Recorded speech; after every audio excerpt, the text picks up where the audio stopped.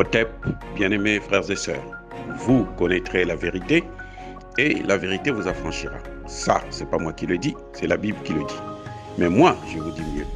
Vous connaîtrez la vérité historique, notamment celle de vos ancêtres kémites, et vous aurez une vision globale de ce que c'est que la vraie souveraineté politique.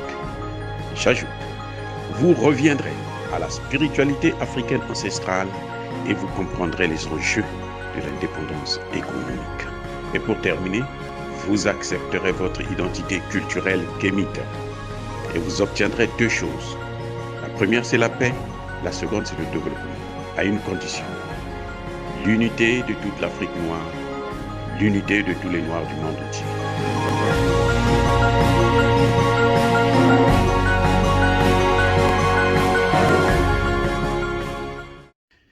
Otep à tous, bienvenue sur la chaîne des panafricanistes, par essence, par conviction et par excellence. Celle des citoyens kémites par nécessité et obligation de combat. Nous sommes une chaîne qui n'est guidée que par nos ancêtres, et rien que par les ancêtres qui appartiennent à l'égrégore du monde noir. Par conséquent, nous ne croyons en aucun Dieu venu de l'étranger.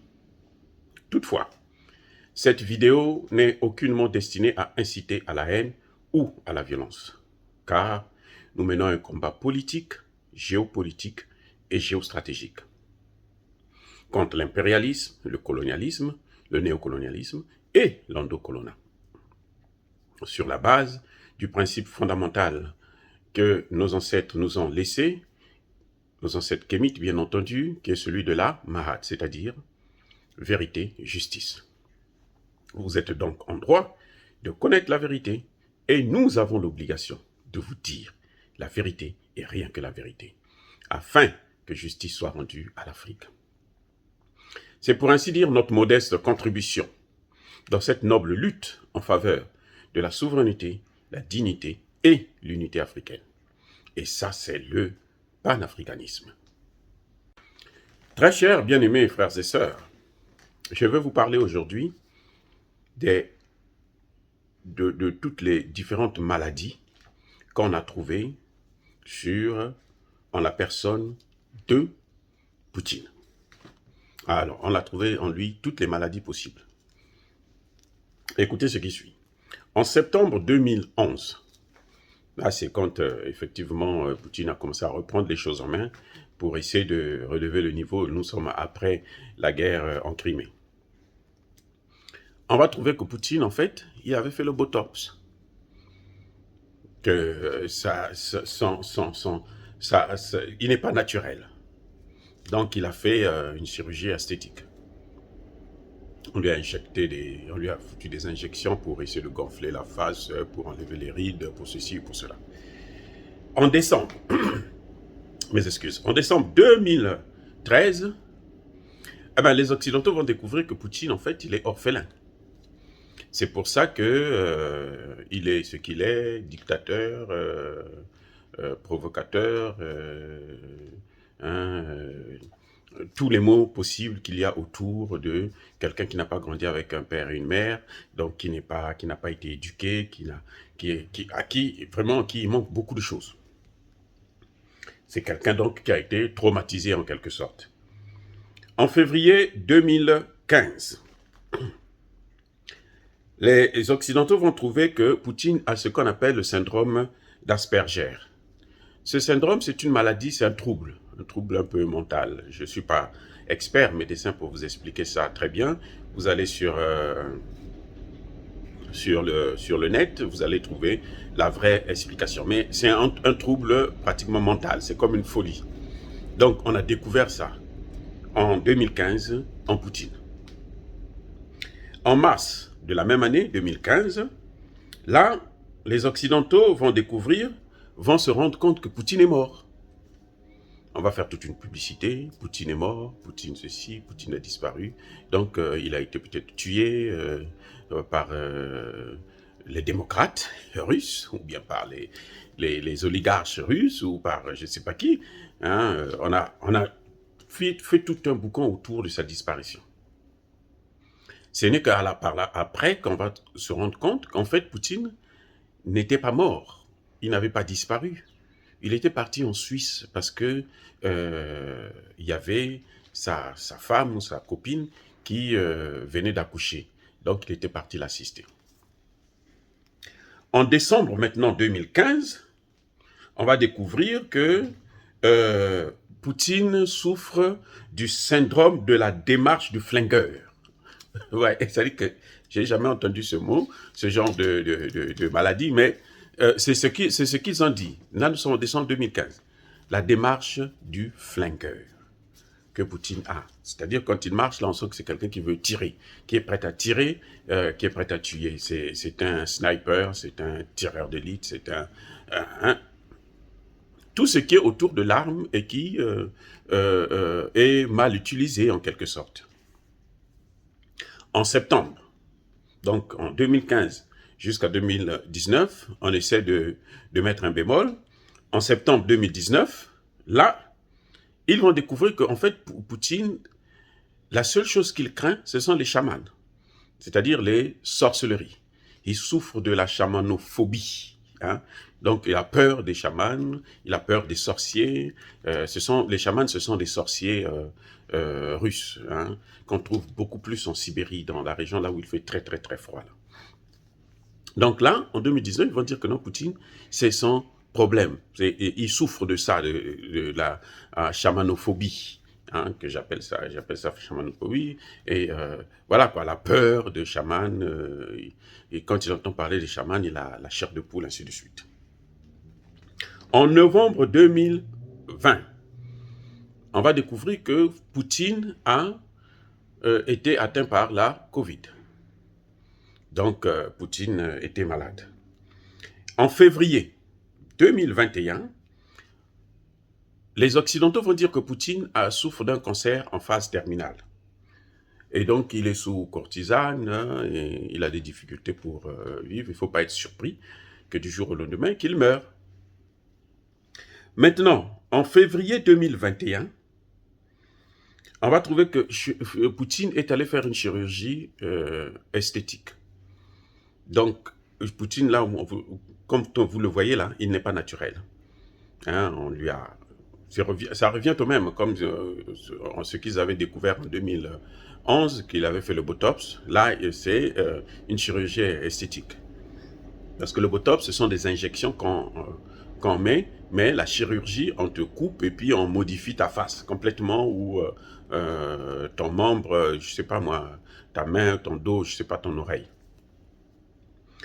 En février 2022, donc tout récemment, les Occidentaux vont découvrir que Poutine, c'est quelqu'un qui est brutal, qui est paranoïaque, qui est carrément fou. Ah oui, Poutine n'est pas normal. Il est fou. Il n'y a rien à faire.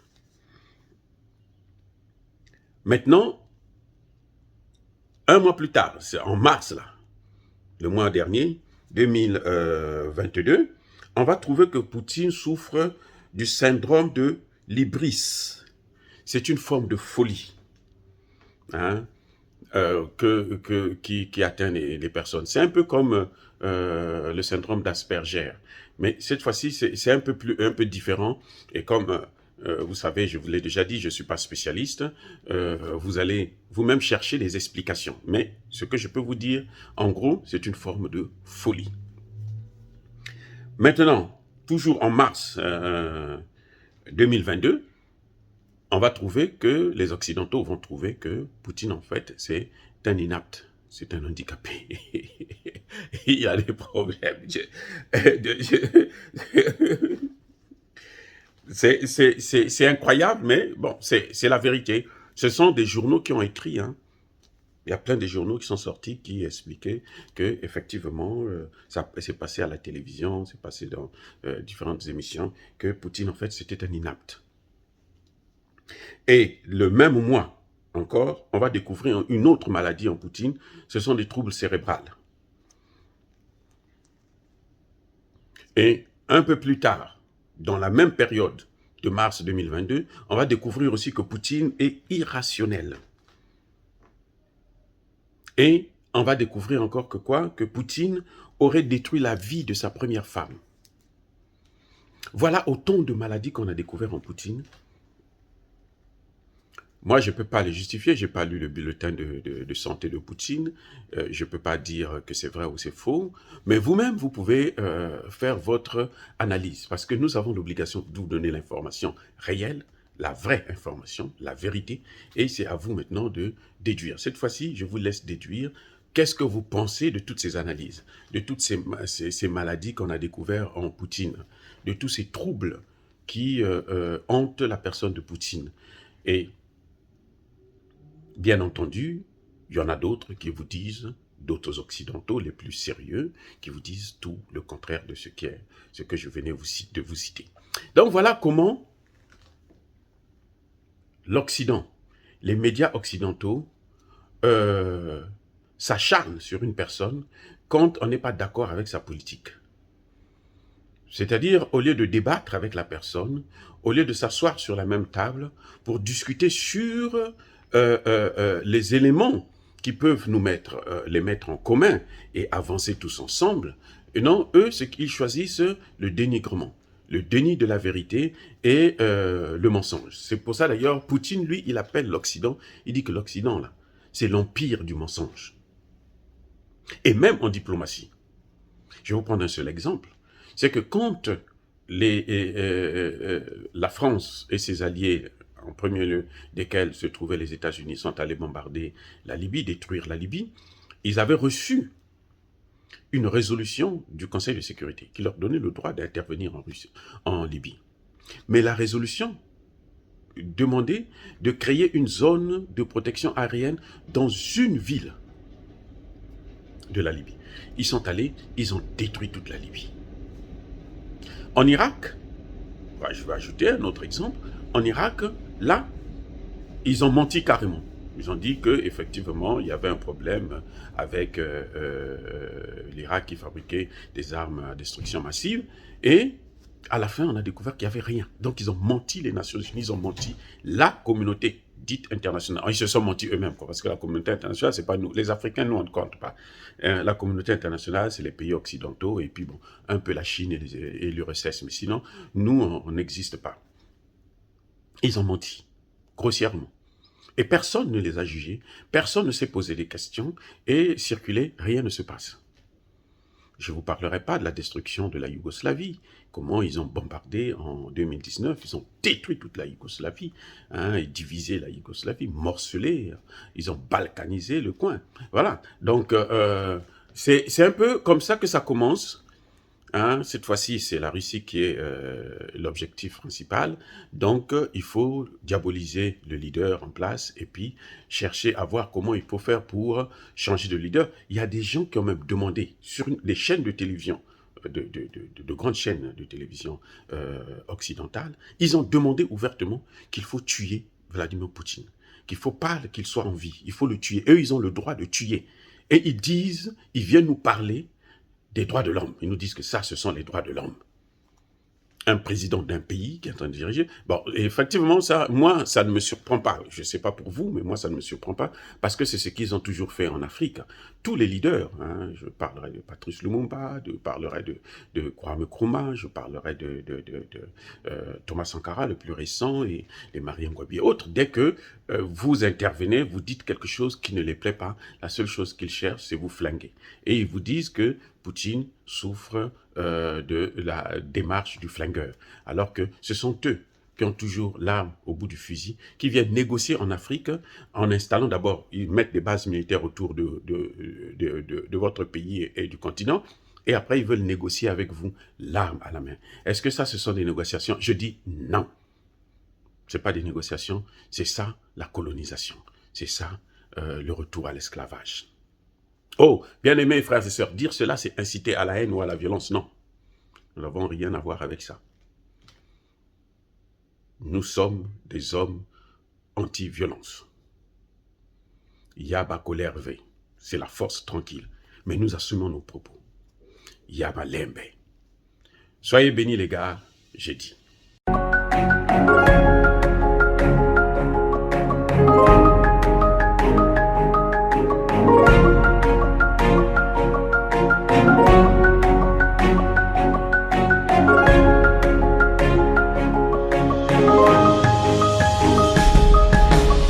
Eux, ils marchent par la foi et non par la vue.